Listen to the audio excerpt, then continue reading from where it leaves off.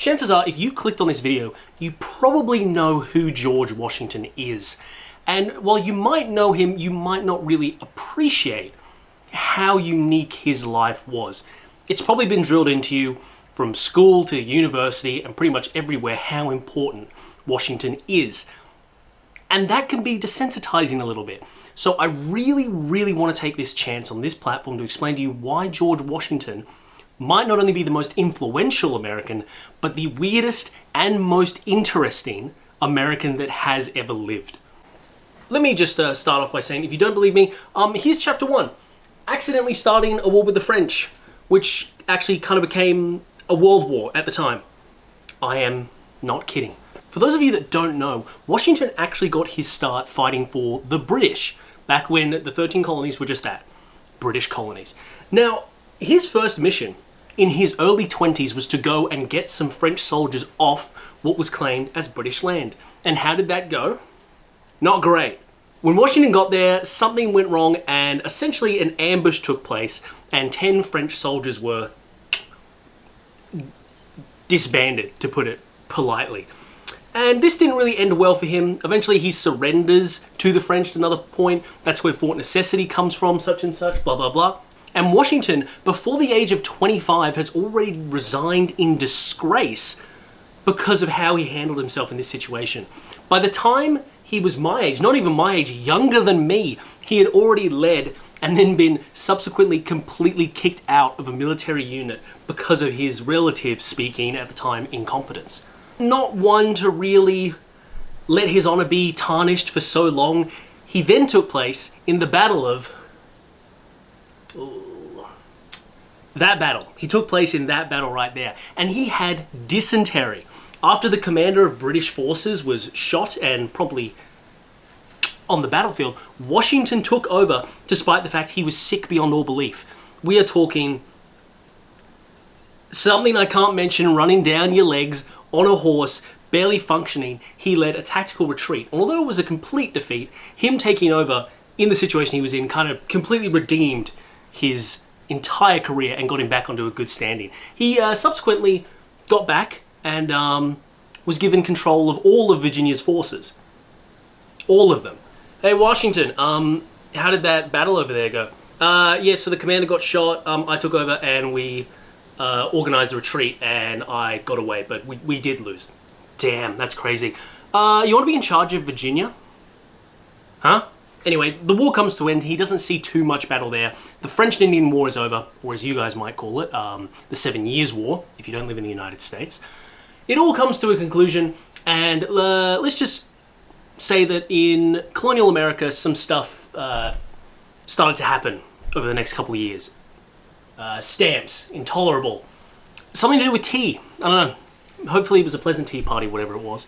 But anyway, let's get to the interesting bit. Revolution! So Washington has many sympathies, but is really kind of attempting to be a peacemaker. He wants like the Intolerable Acts and the Stamp Act and all the outrage to be settled peacefully. And essentially it kind of hits a breaking point. You're probably familiar with this bit. But to put it in the most simple way as I possibly can, this is how Washington got his job. Hey, Washington, do you want to be like leader of the Continental Army? What? Sounds like a yes to me. Now, Washington was 44 years old and was very aware of the lack of experience that he had. He was very, very critical of his own abilities and phrased an argument probably along the lines of, I did like one thing for Virginia a while ago after being disgraced. I've been a farmer since then and I'm in charge of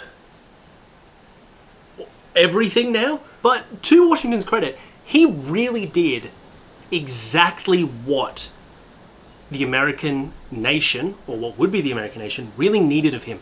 And that was somehow keep these 13 separate entities together and to somehow keep them militarily coherent, despite the fact, well, I mean, look at the opposition.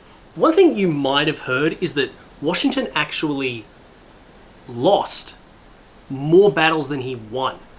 if you look at his actual record, he won 6 battles in the Revolutionary War, lost 7, and there was an inconclusive outcome in 4. So he's not exactly the man with the highest win rate, but what he knew how to do really well is run away. He was the Michael Jordan of knowing when to cut his losses and get away. I cannot stress how important it is to have the ability to admit that you're defeated, get out of Dodge, and keep your army together and ready. It is an incredible skill, and George had it in droves. If you're not really getting it, they were up against a superior force, and I imagine things kind of went like this. That is the 5th battle in a row we've beaten George Washington. Yes. Did he get away again? Yes. Did he really suffer any, like, personnel loss or, like, supply damage? No. How long can we do this for? For those of you that don't know, that's kind of like Fabian strategy and stuff, going back all the way to the Roman times. If you have a superior enemy, guerrilla warfare, and just weaken them over time. And Washington did that so well. He was so respected and admired by his men that despite all that string of defeat and running and just avoiding the enemy, they still stayed together. They even endured this. Like, this is like basically freezing to death for 6 months in Valley Forge to stay out of the way of the British. It is unbelievable. And another thing about Valley Forge, this was right at the end, when Washington came down, had kept his army together. When he got back, they immediately went to the siege of Yorktown. I'm exaggerating with immediately. And then the war was over. And George Washington was undoubtedly the hero of what was now going to become the United States of America. But wait, I would be remiss if I didn't mention this.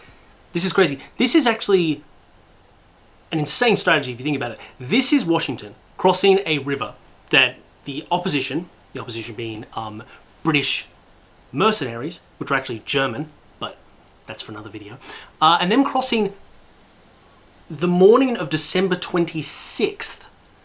So basically a bunch of guys got absolutely hammered on Christmas, didn't expect it, and then this guy was like, get the boat. And then off they went, and it was a crazy victory for morale. But yes, war's over, let's get to the good bit. So after all that, Washington is finally home. He gets to work on his farm like he wanted to for a couple years, and then he kind of walked home to this. Man, I love my farm and not doing war or politics. And why are these guys here? George Washington is basically dragged, kicking and screaming, to a constitutional convention. I may be exaggerating a bit, but it became clear to everyone who wanted a new constitution to be written to actually make America America, that the only way they would get everyone to come along was if Washington, the most popular man in the country, came along. This is like celebrity fever like you would not believe. So Washington's there, he oversees the convention, and it slowly becomes abundantly clear that the office of president that they're designing is specifically for him, much to, I imagine, his terror. So to no one's real surprise there, they basically tell him, you have to be the first president. And Washington's reaction was very much one of, do I have to? Yes, he did. He did have to. Washington reluctantly became president, and I feel like a lot of people tend to get this somewhat misrepresented. A lot of people think that it was Washington's honor and the fact that he was so dedicated to the ideals of the revolution in the country that he was so, like, iffy when it came to taking political power. He just hated it. It was a job to him, and a job that he didn't want. Imagine yourself being forced into a role, I don't know, middle management in some company, being given heaps of power, but you hate every moment of it. That was George Washington's reality as president. So Washington does it. He sets the precedent of being president, despite the fact he's probably the only president in history who never wanted to be president. From the start to the finish, he never wanted it. When he was coming up on re-election, he, months away from the Electoral College coming together to vote for a president, he was very much to everyone in his private circles, I can't do this anymore. But much to his even further dissatisfaction with the American political scene, he had to. Now, I can ramble on a little bit about the specific political ramifications of Washington running for a second term, but I feel like the thing I should focus on, as if things weren't weird enough, he became the first and only president to ever lead troops into battle during the Whiskey Rebellion. Can you imagine him doing that? Or him? Or him? Or him? Maybe him. So Washington sets a bunch of precedents, gets to the end of his presidency, and says, guys, this time, I swear I'm done. And they actually let him go, much to his joy. He got to go back to his farm, back to Mount Vernon, and he got to be a farmer for 2 years before he died. Yeah. Washington has a really weird story overall. If you paid attention here, it sounds like he's someone who failed upwards, continued failing, kept getting credit for that, kept leading, hated power when he had it. And when he did have power, he refused to abuse it because of how much he hated it. He's a profoundly unique person in American history, and I think the person that America really needed to be its first leader. That's why he's on bridges, towns, state names, territory names, and of course on money. But anyway, that is my very quick rant on how odd George Washington's life was, and how despite everything that happened to him, and how rough so many people would have taken that, and how so many people would have given up, he kept doing what was needed of him, and he did it well. The greatest and the weirdest American. Wait, what's the... Oh, no. Oh, I forgot about this bit. Okay, maybe greatest isn't the best... Oh, come on. Okay, not the greatest of all